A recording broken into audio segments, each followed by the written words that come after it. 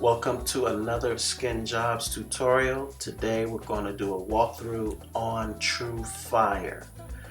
This is a Stampede body. It's a Proline 50s panel truck, and we're going to do candy yellow, a couple of coats. It's transparent, so when you go to spray your flames, your flames will show through.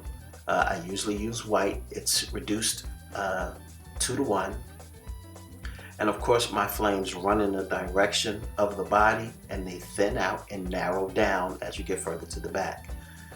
Do as many licks as you like, or as many curves as you like, but still follow this flow, this even flow, from larger to smaller, from thicker to thinner, however you want to see it. Add a couple of circles, loops, cups, anything to give your flames shape. Of course you need different flame stencils. I make my own. Because I need to be able to design the flame the way I see flames. In the front of this truck, what I did was I sprayed a section of it solid white to mimic the tribal flames that used to come on these older trucks. And then I added licks like this to give you the realistic fire. So I'm combining two different types of flames here.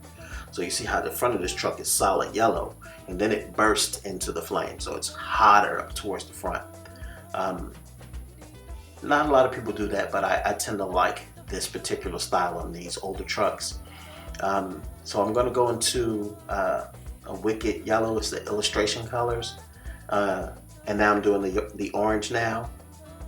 But before I sprayed the orange, I backed the yellow in a sealer so that the orange wouldn't bleed into the yellow. This helps out a lot so that these two colors can stay separate. They pop a lot better this way. And you can see here I'm laying the licks for the orange, and I'm not really overlapping them too much into the yellow. To give them a little separation, just overlap them a little bit. But again, still follow the same flow, going in the same direction. Give each color its own layer and allow it to flow on its own. You can intermingle them, which is what I'm doing, but you also want to just let the two colors flow separately. If I was really going to do 100% TrueFire, I would add red also and do red on the truck, but for this particular truck, because it's so small, I decided not to. I just went with the yellow and the orange, and I backed it in black. I have the two side rails blocked off so I could do it in chrome. The toolbox is in chrome.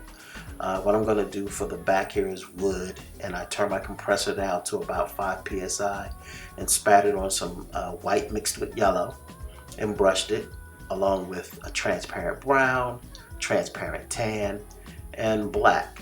And once you brush those colors in a direction, you get a nice wood look. I backed the entire truck with black, sprayed a couple of coats of clear coat on it to seal it up, and left the windows clear. And there you go. Peel back the plastic and you got a nice looking flame job. It's not very hard, fellas. It just takes practice. You find a stencil that works for you, that you can maneuver with, and you make different sizes of it, and you become comfortable with that stencil. It's not about whose stencil is better or whose flame is better. I've copied and mastered so many different flames, and eventually you just end up doing your own style. It's going to happen. There's no way of getting around it. If you practice flames enough, you will develop your own style of flame, and these are mine. So some people I've seen, they have a style that's very similar, but I can spot my own work, and some people can too, a mile away. And this body took me about 45 minutes to paint.